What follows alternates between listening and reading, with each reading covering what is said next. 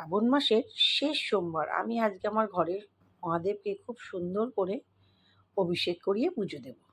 প্রথমে শুরু করলাম ঘি, তারপর মধু, তারপর শুরু করলাম দই, এরপরে দই দিয়ে অভিষেক করালাম, এরপর দিয়ে দিলাম দুধ। দুধ দিয়ে অভিষেক করানোর পর এই দেখো সুন্দর করে অভিষেক করাচ্ছি। অভিষেক করার পর দিয়ে দিলাম গঙ্গা জল।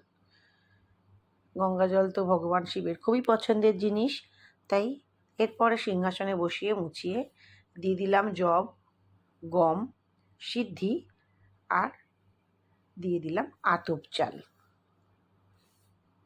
এরপর দিয়ে দিলাম বাবার কাছে কলকে।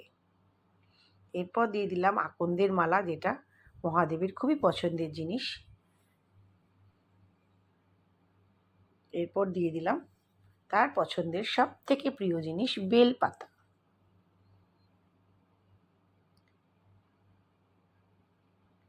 এরপর দিয়ে দিলাম ফুল। এরপর দিলাম মিষ্টান্ন। এইভাবে আমি মহাদেবের পুজো করলাম। এরপরে দিয়ে দিলাম গাছ থেকে তোলা ছোট্ট একটা বেলফুল।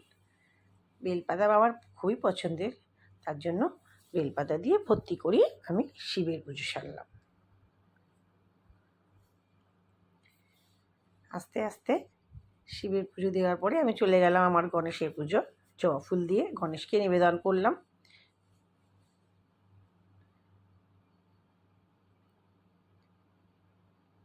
এরপরে ফল দিয়ে ওম নমঃ শিবায় বলতে বলতে শিবের পুজো শেষ করলাম। এরপর দিলাম আমার যজ্ঞদাদা জগন্নাথ দেবকে তুলসী পাতা ফুল দিয়ে পুজো।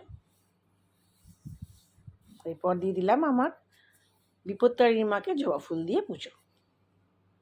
এরপরে আমার রাধাকৃষ্ণ তুলসী পাতা দিয়ে ফুল দিয়ে তাদেরকে পুজো সারলাম।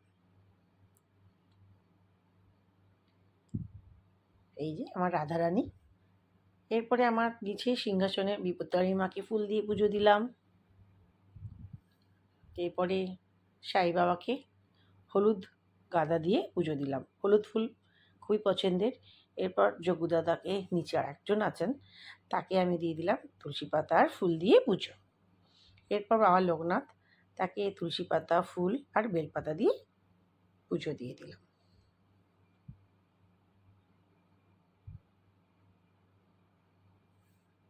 এইভাবে আমার নিত্যবারে পুজো সারলাম। আর ওই যে ওম নমঃ শিবায় বলতে বলতে সোমবারের পুজো আমি শেষ করলাম।